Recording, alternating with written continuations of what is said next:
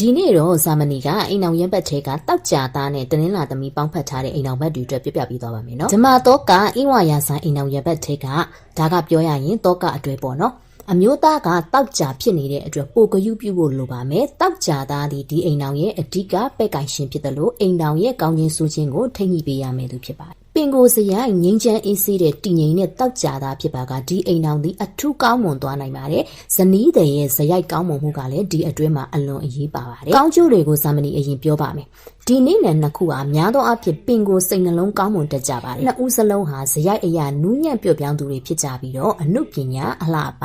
အပြောဆိုပြော့ပြောင်းမှုတွေမှာထပ်တူကြတတ်ပါတယ်တဦးကိုတဦးအလိုလိုနေရင်ကျင်နာတနာစိတ်အပြည့်ရှိကြတဲ့အိမ်တော်ကြီးမျိုးဖြစ်ပါတယ်ဒီနူးညံ့မှုကိုအခြေခံသွားမယ်ဆိုရင်တဦးကစိတ်ဆိုးတဲ့အခါအခြားတဦးကအလျှော့ပေးချော့မော့တယ်လို့ရံပွဲကြီးကြီးမားမားမရှိပဲရေလိုအေးပန်းလိုငွေပေါင်းရတတ်ပါတယ်လူကြီးမိဘတွေရဲ့အကူအညီကိုလည်းကောင်းကောင်းရတတ်ပါတယ်စီးပွားရေးတွင်အထူးသဖြင့်စားတောက်ကုန်အဝတ်အထည်အလှကုန်ဒါမှမဟုတ်ဝန်ဆောင်မှုလုပ်ငန်းတွေမှာအတူတူလုပ်ကိုင်ရင်ငွေဝင်လန်းအလွန်ကိုဖြောင်မြူးတတ်ပါတယ်ကျိုးကျိုးအချို့ပြောပါမယ်ငွေကြေးလက်ဖွာခြင်းကြောင့်ငွေဝင်ကောင်းရင်တော့စနစ်တကျမစုဆောင်းမိပဲငွေမမြဲဖြစ်တယ်လို့ကြွပြရပါမယ်။စကားများကြောက်ကစားဖြစ်မှုမကြခဏရှိတတ်ပါတယ်။အဲ့လိုဖြစ်တဲ့အခါပုံကြီးတွေမပြောဘဲမဆိုပဲအထူးသဖြင့်တင်းလာသမီးကကြိတ်ပြီးစိတ်ကောက်တတ်တာမျိုးတွေမလုပ်ပါနဲ့။တောက်ကြသားကတခါတရံမသိသလိုနေတတ်တာမှုပုံမနာကျင်ရတတ်ပါတယ်။ဒီအတွင်းမှာကစိတ်ကူးရင်ဆန်ပြီးတော့အလှအပနဲ့အသုံးအဆောင်အစားတောက်တွေမှာငွေသုံးကျန်းတတ်ပါ။နှစ်ဦးစလုံးကအာနာတတ်တာစိတ်ပြောတတ်တာကြောင့်စီးပွားရေးနဲ့အရေးကြီးတဲ့ကိစ္စတွေမှာအခွင့်အရေးကောင်းတွေလွတ်လွတ်ရတတ်ပါတယ်။အကျိုးပေးအယောင်ကတော့အဖြူရောင်နဲ့ပန်းရောင်ဖြစ်ပါဖျားတောက်တော်ကြီးကို